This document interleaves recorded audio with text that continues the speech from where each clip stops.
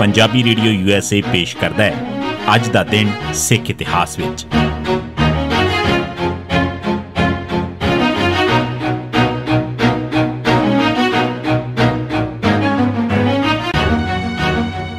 सिख इतिहास दीआं घटनावां च 27 सितंबर दा दिन 1621 रोहीला हरगोबिंदपुर ते भगवान दास केरड़ ते चंदू दे पुत्तर दी फौज दा हमला।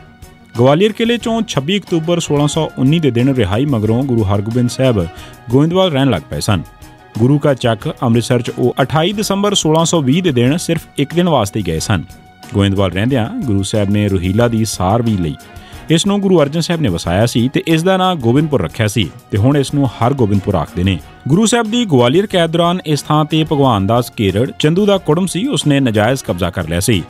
गुरु साहब ने भगवान दास तो इसका कब्जा वापस खोया ते इस थां नूं फिर सवारिया ते वसाया। कोई दिन मगरों भगवान दास केरड़ ने चंदू के पुत्र करमचंद की मदद नाल फौज इकट्ठी की ते 27 सितंबर 1621 कुछ थाई 28 तरीक भी लिखी हुई है इस दौरान रोहीला ते हमला कर दिता।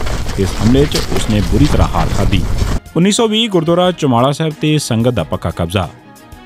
गुरुद्वारे के सुधार बारे बहुत प्रचार हो गया तो मुकामी सिखां ने इकट्ठे होकर 27 सितंबर 1920 के दिन गुरुद्वारा चौमाला साहब उत्ते कब्जा कर लिया। संगत ने गुरुद्वारे के प्रबंध वास्ते 14 मैंबरों का एक जत्था चुन लिया। इस दौरान पहला काबज ग्रंथी ने गुरुद्वारे च वड़न की कोशिश की तो इन्होंने उसनूं अंदर ना दाखिल होने दिता। 1926 अकाली लहर के सारे अकाली जेल चों रिहा। गुरुद्वारा सुधार लहर दौरान सिख आगू एक सच्चे दल खालसा वांग जूझते रहे ते एक सरबत खालसा वांग फैसला लेंदे रहे, पर खुफिया एजेंसियां दे एजेंट ते हिंदू आगुआं ने उन्हां दा एका कायम न रहन दिता। गुरुद्वारा एक्ट बनन मगरों सरकार ने शर्त रखी कि ਜਿਹੜੇ इस एक्ट नूं मनण दा ऐलान करनगे उन्हां अकाली आगुआं नूं रिहा कर दिता जावेगा। 26 जनवरी 1926 के दिन सरदार महताब सिंह ज्ञानी शेर सिंह ते उन्हां दे 21 होर साथी गुरुद्वारा एक्ट ते अमल करन दी शर्त ते रिहा कर दिते गए सन। शर्तां मन के आए आगुआं नूं लिदकार आए गीदी बुझदिल ते होर कई खिताबां नाल निवाजिया गया। इस दे नाल ही अकाली लीडरशिप च भी फुट दा आगाज़ हो गया। 1979 टौड़ा ने अकाल तख्त साहब दे पुजारी नूं वरतिया। जून 1977 च पंजाब च अकाली दल की सरकार बनी सी। प्रकाश सिंह बादल मुख मंत्री, गुरचरण सिंह टौड़ा प्रधान श्रोमणी कमेटी ते जगदेव सिंह तलवंडी प्रधान अकाली दल सन।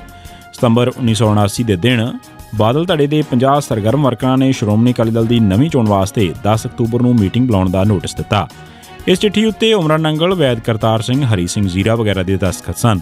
तलवंडी ने मीटिंग बुलाउण की थां इन्हां 50 चों 5 मुख वर्करां नूं पार्टी चों कढ दिता। इस नाल ही तलवंडी ने एक बयान च आख्या कि मीटिंग बुलाउण की चिट्ठी ते दस्तखत करन वालियां चों बहुते तां पार्टी चों काफ़ी देर पहलां ही कढे जा चुके ने।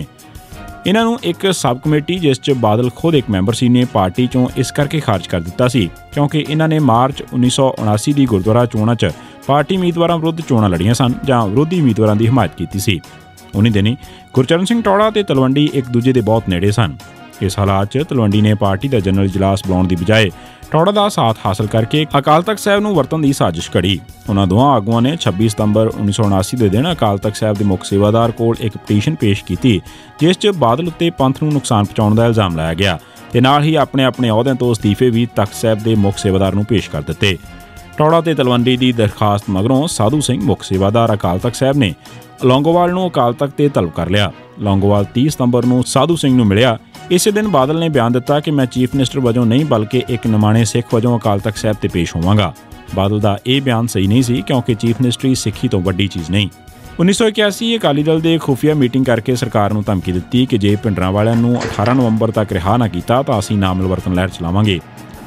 20 सितंबर 1981 के दिन संत जरनैल सिंह भिंडरांवालिਆਂ की गिरफ्तारी मगरों सिख नौजवानों ते आप संगत वालों भिंडरांवालिਆਂ नाल इन्ना ज़्यादा मिलवरतन दिते जाण नाल अकाली दल के कुछ आगुआं नूं यह शक पैना शुरू हो गया कि जे इस तरह ही चलता रहा तां सिख कौम की अगवाई अकाली पार्टी के हथों निकल के भिंडरांवालिਆਂ के हत्थ चले जाएगी। इस तरह स्टूडेंट्स फैडरेशन भी प्रधान भाई अमरीक सिंह के भिंडरा मेहता जत्थे नाल संबंधित होने करके भिंडरांवाले दे नाल सी। दल खालसा ते बब्बर खालसा ते होर खाड़कू सिख भी भिंडरांवालिਆਂ की पूरी तरह हमायत करते सन। डॉक्टर रजिंदर कौर दा औरतां दा अकाली दल पहलों ही गर्म पॉलिसी वाली जथेबंदी सी। ये सारियां गल्लां सामने रख के अकाली दल ने 27 सितंबर नूं लुधियाणे के गुरुद्वारा आलमगीर च एक हंगामी मीटिंग बुला लई। इस मीटिंग की कार्रवाई पूरी तरह नाल खुफिया रखी गई। मीटिंग की कार्रवाई खत्म होने मगरों अकाली दल ने ऐलान किया कि जे भिंडरांवालिਆਂ नूं 17 अक्तूबर तक रिहा ना किया गया तो अकाली दल 18 अक्तूबर 1981 तो सिविल नाफरमानी की लहर शुरू कर देगा। ये सी सिख इतिहास दीआं घटनावां च 27 सितंबर का दिन। सुणदे रहो पंजाबी रेडियो USA।